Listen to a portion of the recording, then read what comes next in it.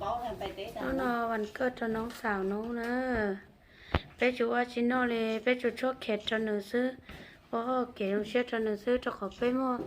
béสาวแต่béอยู่ไว้คอหมอนนอกขอชิ้นยอนะใช่ไหมbéหอมมั่วแต่ไม่แต่béว่าชอบเข็ด choหนูซื้อเจ้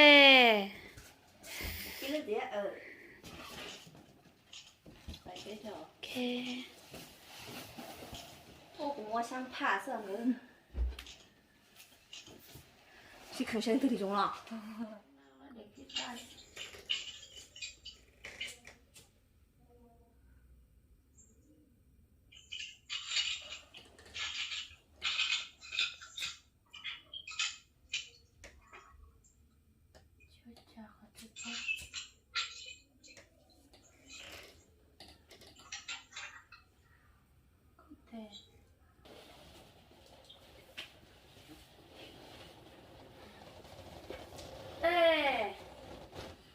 đi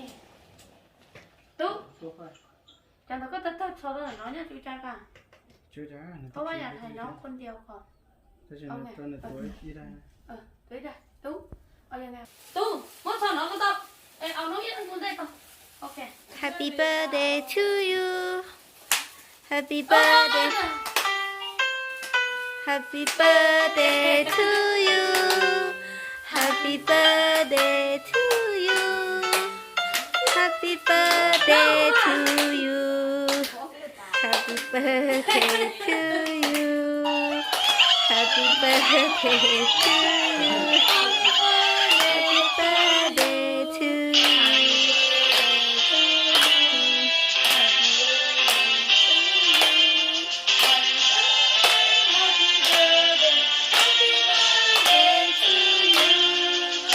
Happy birthday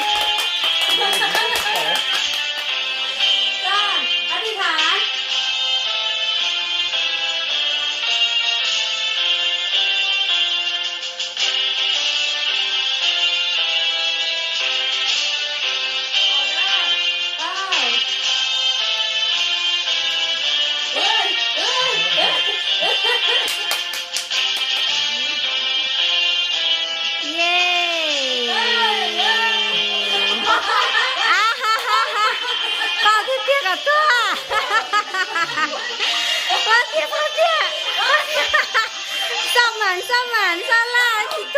几多，哎呀哎呦，จะตั้งแต่ไฟอ่ะแต่ไฟเราที่นอนแต่ไฟก็เราโอ้ยอ่ะ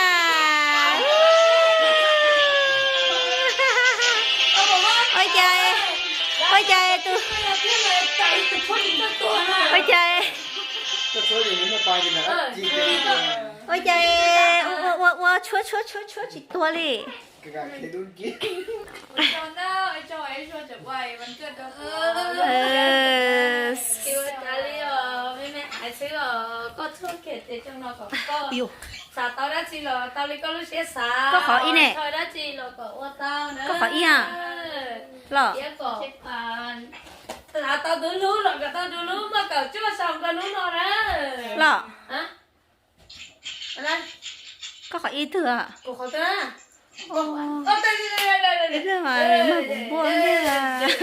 cái kho cũng khó ăn gì à có nơi kho bằng quần nữa cũng mất rồi nữa Tôi nói là từ chặt khoảng ngàn cho nóng nè thay đứa nè cũng mất không phải đó nữa à lúc đi trả lô nên mẹ sẽ tao xả trà đó rồi hẳn đi nữa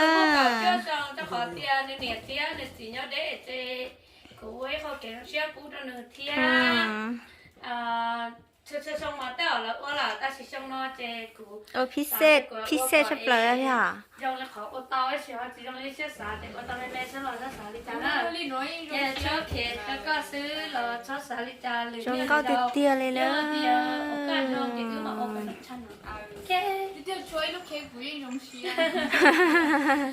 làm ba thay chuột khế xưa đấy chẳng hạn này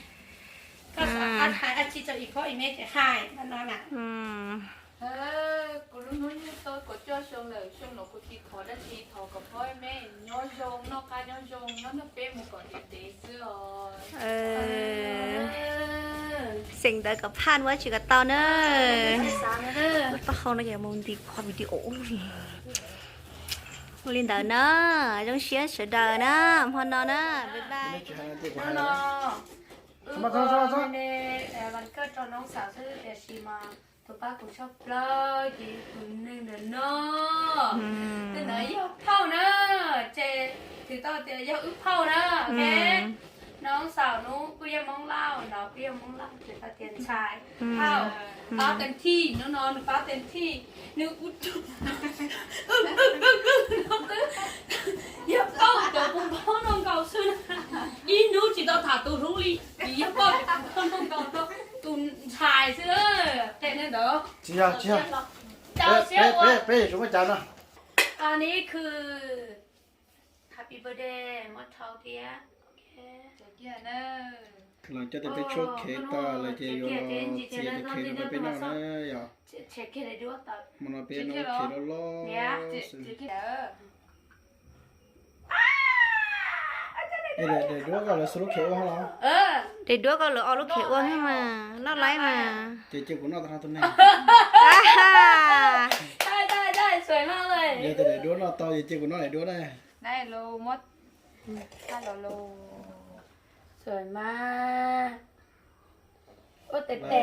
ยี่เล่แต่น้อยนึงก่อนแต่น้อยนึงเดี๋ยวด้วยน่าต่อเจ๊กูยี่น่าด้วยน่าเสื้อ แต่ ก็เขาที่รง แต่ ก็จะด้วย สวยแบบนี้ถึงจังเลยวันเกิดเดี๋ยวมันเจ็บนะได้ด้วย เจ้าต่อนอบ้านนั้นเอา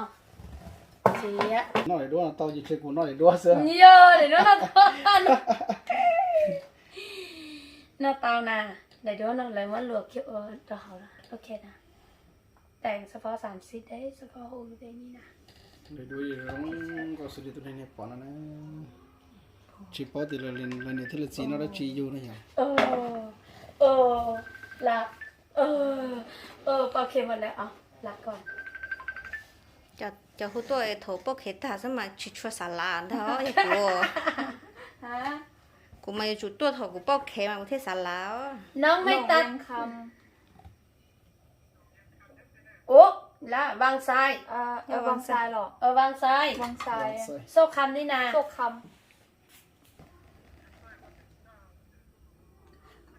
อ๋อ เอาเข็ดเรียบร้อยแล้วจ้ะใครจะมาไหมไอ้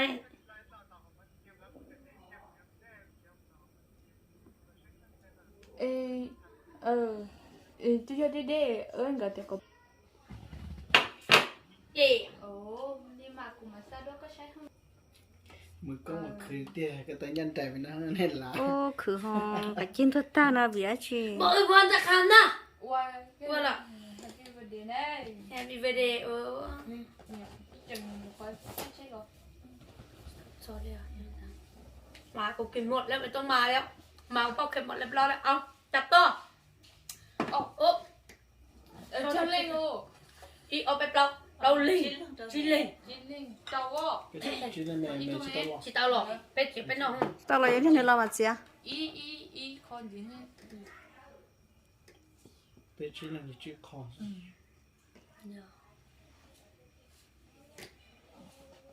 ป้าเราเขียนข้าวที่เตี้ยตัว จะเขียนก้าจะเขียนก้า เขียนข้าว แล้วก้า จริงๆก็เห็นดักชูมาเส้นเข็นลูกเข็นอย่าเป้ล้านก่อนนะลูกเข็น ดูเปร้านเนี่ยเปร้านชีด้วย ตัวน้อยตัวจับหน่อยอ่ะ เปร้านชีน่ะลูกแค่นั้นนะ ตัวจับลูกเข็นเนี่ยเป้ล้านจีรอดเตี้ยตัวนี้ปั๊มเบอร์ห้องเราลองดูเด็กเนี่ยปอนนั้น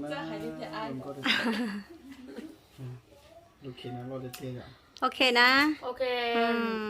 อร่อยมากเลยนะเค้กวันนี้นะ จ้าวันนั้นถ้าใครสนใจเราทักมาเด้อสิบอกให้ว่าฮันใดเนาะ ฮันได้เด้อแต่พี่อันนี้เขาสั่งพิเศษเด้อถ้าได้พิเศษก็ไปสั่งพิเศษได้เลย สร้างพิเศษงามกว่า นะ